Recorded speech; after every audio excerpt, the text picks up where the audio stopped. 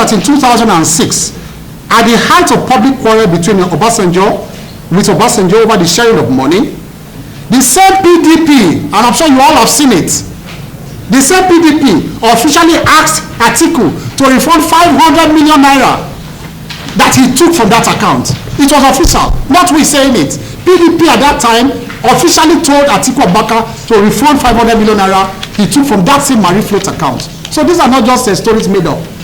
In the circumstance, since the nation now knows that the Marie Float account and other similar accounts were SPV accounts, it follows that all payments made into the account were money stolen from the public coffers. Therefore, we call on all security agencies to recover all monies withdrawn from that account by anyone for that matter, because any withdrawal done was public money they were stealing. Now, we say that Atiku Abubakar must apologize and renounce his ambition forthwith. In the light of these grave allegations, we call on Atiku Abubakar to immediately tender an unreserved apology to the Nigerian people and step down from the presidential race forthwith, whilst handing himself over to the law enforcement agencies. What is now clear to the Nigerian people is that between 1999 and 2007, President Obasanjo and Atiku ran a criminal enterprise and an empire of fraud in Abuja. At the same time that Asiwaju Bola Ahmed Tinubu was toiling hard, very hard, dutifully and meticulously laying the foundation to rebuild Lagos, two criminals were stealing money in Abuja at that same time. Now, following these revelations, it becomes clear that Atiku Abubakar has absolutely nothing to campaign on again, as the period of 1999 to 2007 that he always relies on can now be described by Nigerians as the SPV years, when they ran Nigeria aground. So anytime they come on here again and say, you know what, between 2019 and 2009, we did, we're just saying, oh, you mean the SPV years?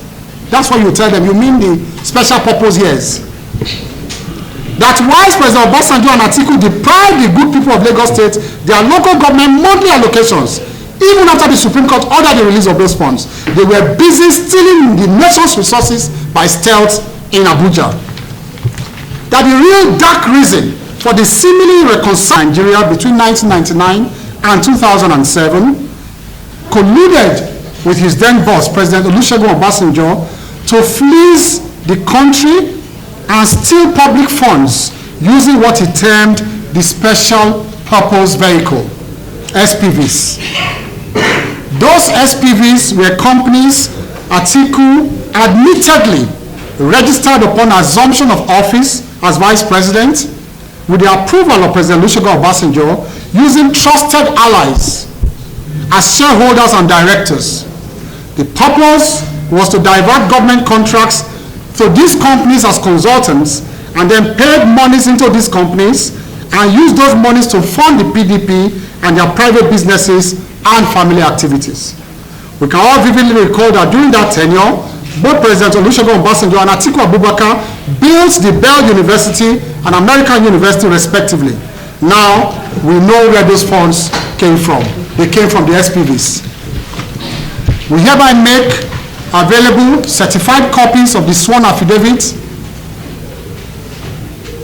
sworn to and released to the public by the whistleblower. We have made it available to you, and so you have a certified copy of those affidavits with you, giving graphic details of all that transpired, including attached documents. Gentlemen, let us also play to you the voice recording that he did of Alhaji Atiku Abubakar following those emails. Atiku then called him, and the phone number is there by which he called him, the time of the call, everything is provided for there. Let us play to you the voice recording of Alhaji Atiku Abubakar. Note that Atiku is disagreement over monies they both stole in the SPV accounts at that time. We also call for the protection of the whistleblower. When President Muhammad Buhari came to office, one significant policy he adopted was that of whistleblowing.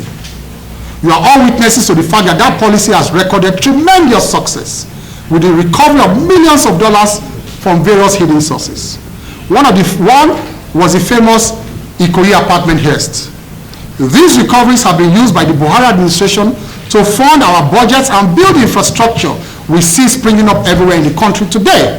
We also recall that recently the Federal Executive Council approved a bill to be forwarded to the National Assembly for legal backing to the policy and legal protection for the whistleblower. I made tremendous contribution that day when that bill came to the Federal Executive Council for it to be forwarded to the National Assembly. And we have approved it, a bill to protect whistleblowers.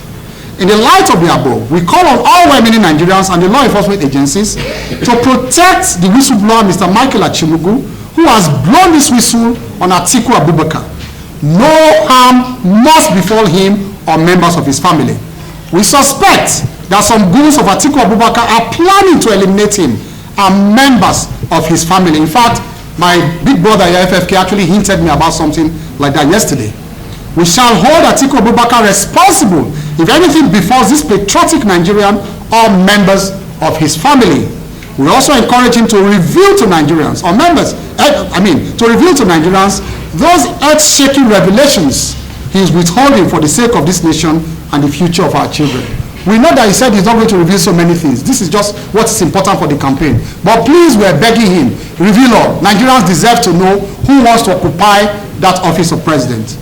Now, we made the point of conspiratorial silence. We said, so far, we are disillusioned, but we're not surprised at the conspiratorial silence of a section of the media over this grave issue of national importance. Even after seeing court processes in form of a sworn affidavit, we observe an embarrassing silence yet from a section of the media.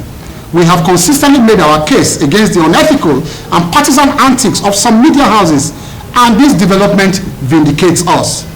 When it was the case of the spurious and dead case of drug dealing leveled against our candidate, Asiwaju Bola Ahmed Tinubu, this media platform threw caution to the winds and seriously feasted on it.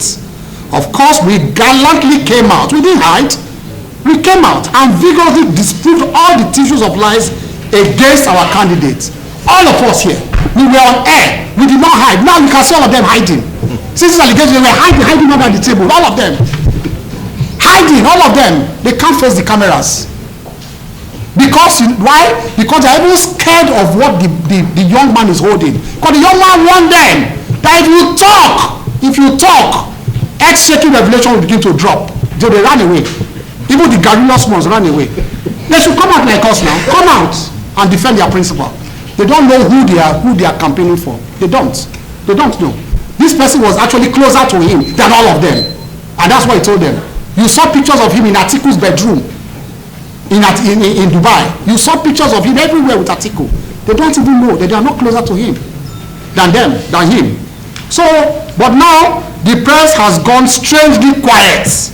Well, whether they keep quiet or not, it's our firm belief that the judiciary is the last hope of the hopeless.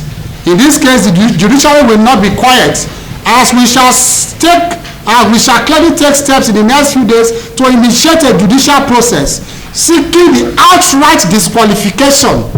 Go and look at the code of conduct for public officers. It is there. It happened to Nixon too. If you forgot, Nixon in the United States, unethical practice as president, this as candidate.